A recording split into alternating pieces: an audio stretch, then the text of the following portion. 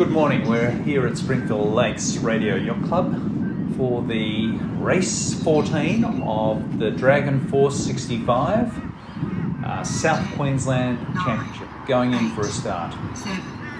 What we're doing today is just focusing on what people do right and wrong, in particular 52, we're going to follow 52. So we've gone for a start. Interestingly, 5-2 pushed up 329, so 329 had to go back, and that's costed probably about 10 boat lengths. 5-2 has consistently sailed across to this near shore, which has been a pattern which she's followed, really working the angles. So this is obviously, and she's tacked and she's going across to the building on the other side to pick up a knot which she'll tack on and lift into the top mark.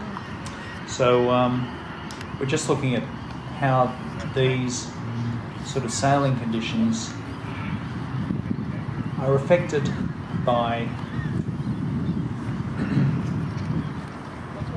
the winds, and it's important to work out your angles and where you want to be 30 metres up the course, which number 52's done. Going up to the top mark now, she has tacked across, getting that knock, and going up for a top mark rounding. Interesting to see 917 is also following the same pattern of breeze as 5-2, and she's around about 5 or 6 boat lengths behind at this stage.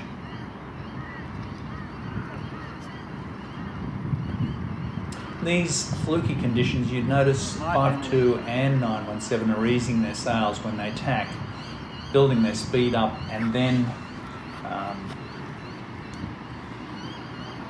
pulling their sails on to move into the breeze and get those windward positions, improve their windward positions. So we've got at the top mark, the rounding mark, we've got 5-2, 917 and 631 rounding the marks. Importantly, it's to maintain, the most important thing downwind is to maintain a clear air. What you'll see here is 917's got a nice little puff, and 5-2 is sailing into her breeze line, which is going to affect her downwind performance.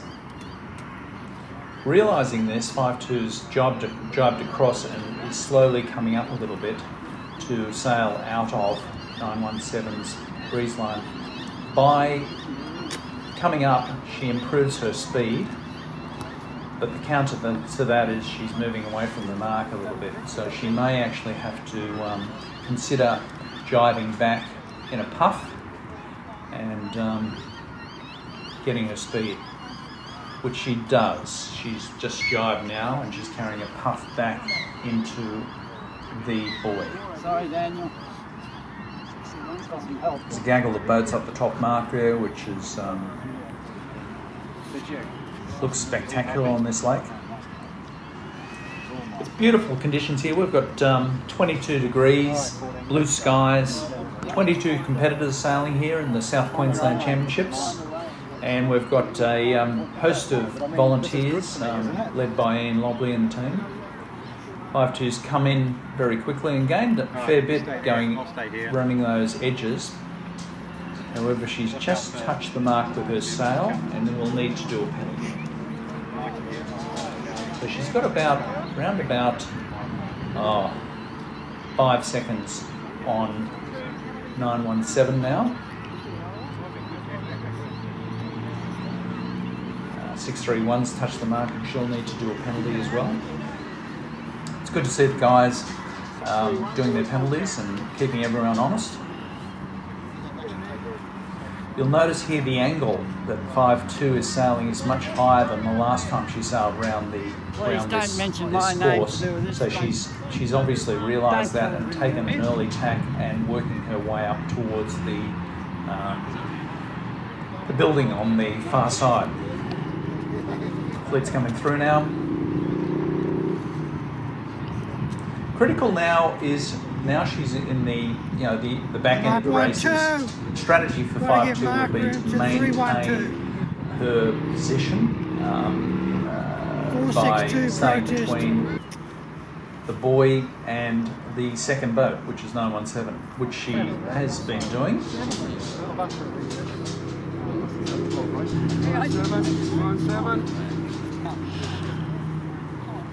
Going around the top mark now.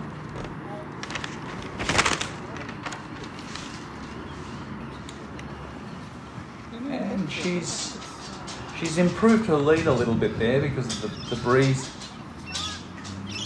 The breeze coming through here. Was that the end or not? No. She's around about 15 seconds ahead at this particular point in time.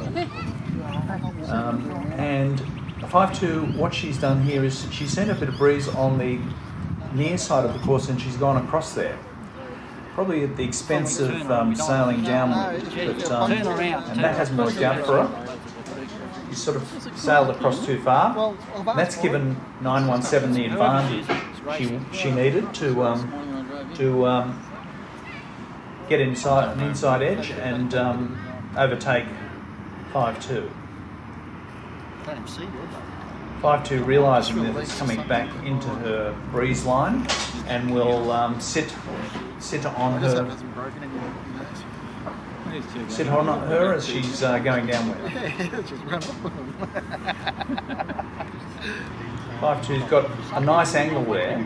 It's important to sail the angles properly, and she's got a nice angle there. However, the preferred buoy is the near side buoy, number 4, and 5-2 will have to go further out, give her an advantage of coming in fast so she can duck inside the back edge of the keel, which she does. She gets a knock and tacks immediately, and she's actually ahead now just because of that quick maneuver. Unfortunately, you don't see this, but 5-2 stalls to avoid contact with a starboard running boat, and that's taken her to the second position as 917 sails cleanly through. Well done, 917. 917. That's Grant from Springfield Lakes, and 5-2. Mike in 5-2 second place. Great sailing on the lake. Bye for now.